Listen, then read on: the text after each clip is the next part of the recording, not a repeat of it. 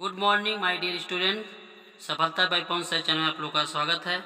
आज आप लोग पढ़ेंगे क्लास 12 का 8वां पोएम माय हेवन मेरा स्वर्ग। माय हेवन मेरा स्वर्ग जो रविन्द्रनाथ टैगोर के द्वारा जो है कंपोज किया गया है। रविन्द्रनाथ टैगोर के बारे में थोड़ा सा ये हम लोग जान लेते हैं। रविन्द्रनाथ टैगोर हमारे ही देश के थे, अर्थात भारत के ही थे, और वो कोलकाता मेन निवासी कोलकाता के थे,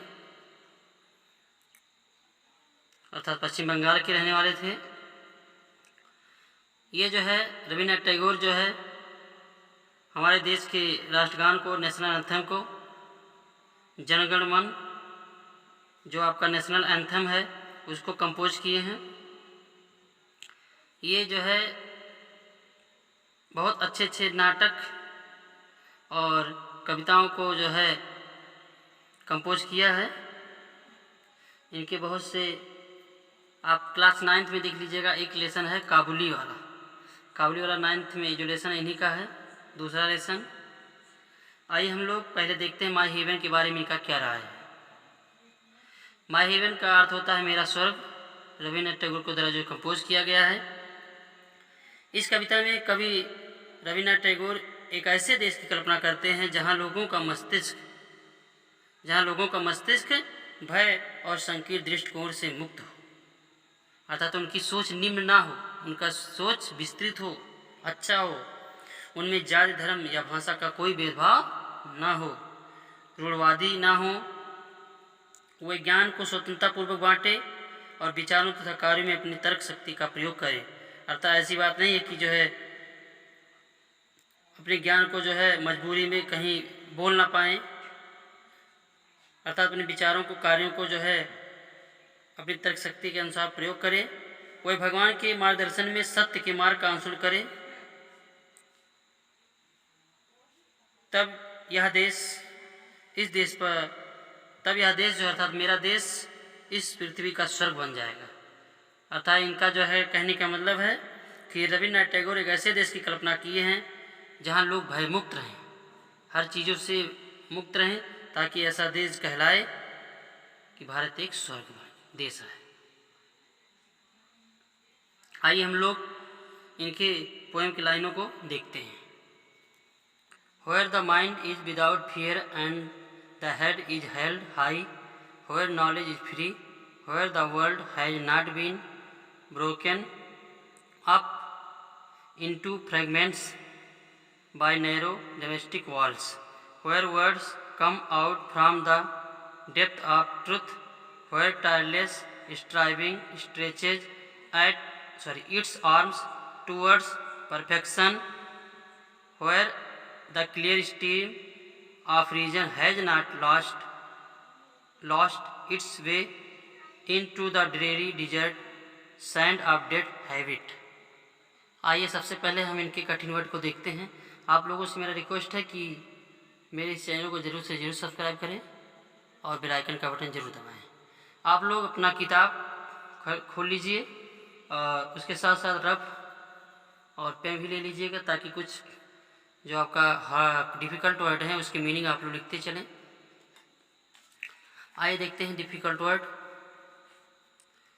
माइंड मीन्स मस्तिष्क, विदाउट फियर, फियर मीन्स होता है डर, हेड मीन्स होता है सिर, सर बोलते हैं। हेल्ड हाई मीन्स ऊंचा उठा हुआ। नॉलेज मीन्स ज्ञान। फ्री मीन्स स्वतंत्र। ब्रोकन में टूटा हुआ। फ्रेगमेंट्स मीन्स होता है टुकड़े। बाय नैरो मीन्स सकरा। डोमेस्टिक मीन्स होता है घरेलू, और वॉल्स मीन्स होता है दीवारें। लेकिन इसका एक अर्थ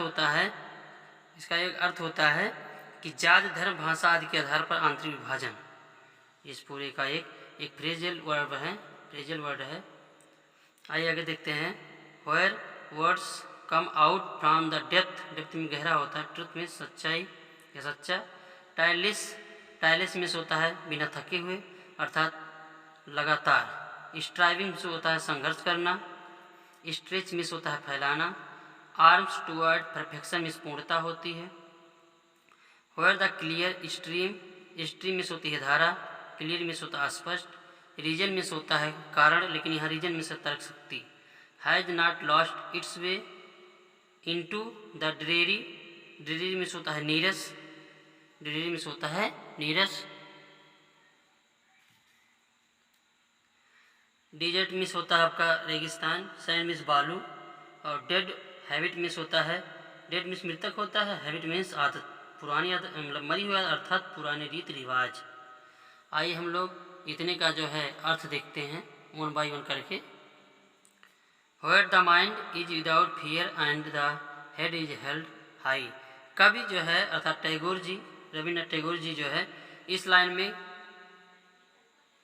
को जो है इस लाइन में कहते हैं कि, या इस कविता के माध्यम से इस लाइन में कहते हैं कि स्वतंत्रता वहाँ होती है, स्वतंत्रता वहाँ होती है जहाँ माइंड, जहाँ लोगों के मस्तिष्क बिना भय से कार्य करें।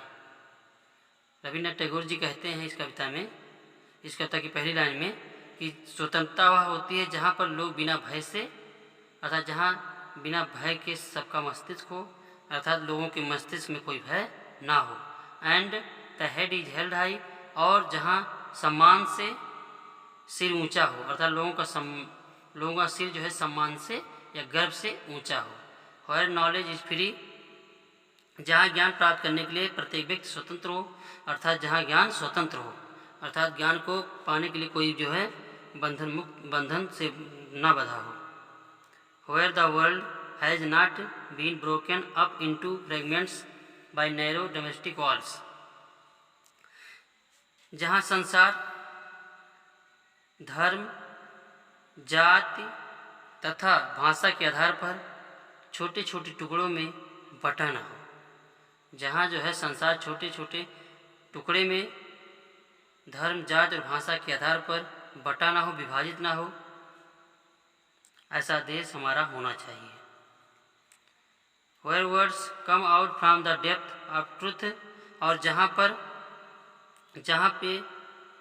पर विचार हृदय की गहराई से, विचार जो होते हैं हृदय की गहराई से प्रकट होते हैं, अर्थात जहाँ पर लोगों की जो है, जहाँ पर लोगों के दिल से, लोगों के हृदय से जो है जो विचार उत्पन्न हो, उसके अंदर गहराई हो और उसके अंदर सच्चाई हो, अर्थात जहाँ किसी को धोखा ना दिया जाता।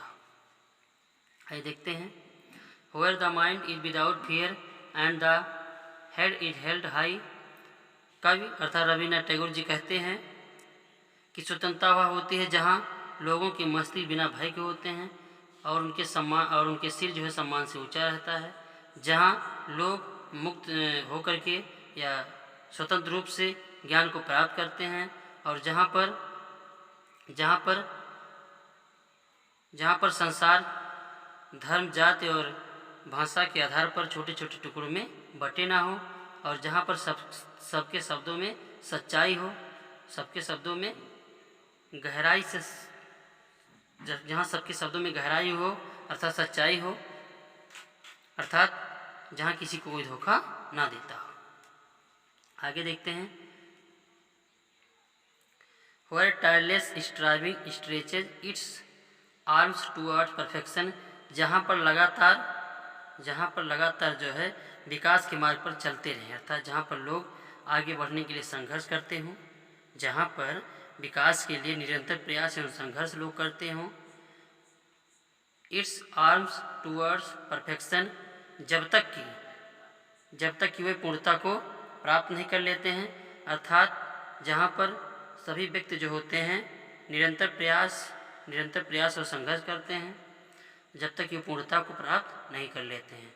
Where the clear stream of reason, और जहाँ पर लोग अपने तर्क शक्ति रीजन में होता है तर्क शक्ति, जहाँ लोग अपनी तर्क शक्ति का प्रयोग करें, जहाँ पर यथा जिस देश में लोग अपने तर्क शक्ति की धारा को स्पष्ट करें, अर्थात जहाँ पर लोग तर्क शक्ति का प्रयोग करें। Has not lost its way, और पुराने जो रीति रिवाज परंपराएं हैं वे खत्म हो गई हैं, उनका कोई महत्व ना हो, लास्ट मीन्स खत्म हो गई हैं। इट्स में तरीके होते हैं, उसके तरीका अर्थात मतलब हो गया कि पुराने रीति रिवाज यहाँ से खत्म हो गए हैं, उनका कोई महत्व नहीं है। into the dreary desert sand of dead habit। यहाँ पर लिखा है कि where the clear stream of reason has not lost its way, जहाँ पर लोग तर्क शक्ति का प्रयोग करते हो और पुराने रीति रिवाज इट्स वे मतलब उसके तरीके अर्थात पुराने तरीके जो होते हैं रेगिस्तान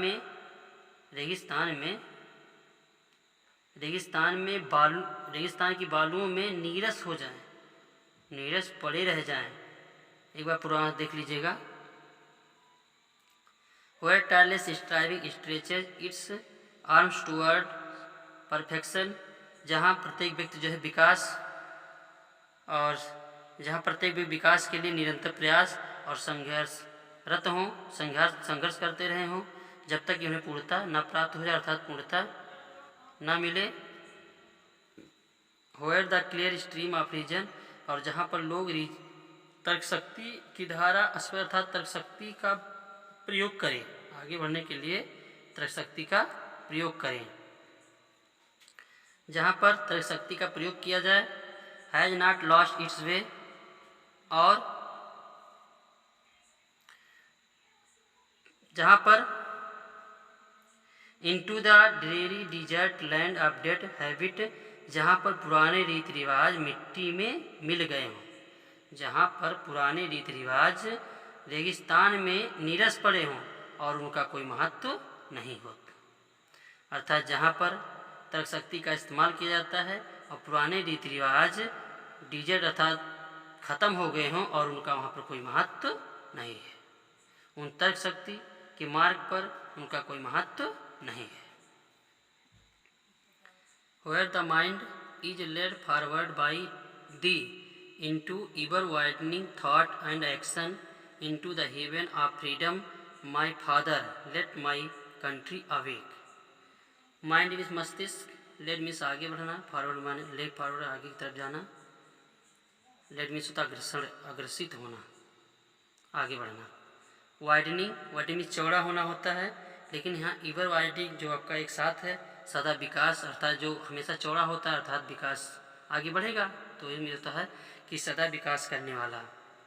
थॉट मीन्स सोच, एक्शन मीन्स कार्य। आइए हम लोग इसका अर्थ देखते हैं। और अवेक मीन्स होता है जागना या जगाना होता है। हेवन मीन्स स्वर्ग, पहले ही बता दिया गया है। Where the mind is led forward by thee into ever widening thought and action. कभी कहता है कि वे मतलब मनुष्य की बात कह रहा है, वे विशाल दृष्टिकोण से सोचने और उसी के अनुरूप कार्य करने, विशाल दृष्टिकोण से सोचने और उसी के अनुरूप कार्य करने में अपनी बुद्धि का उपयोग करे। अर्थात रविन्द्रनाथ टैगोर कहते हैं कि लोग विशाल दृष्टिकोण से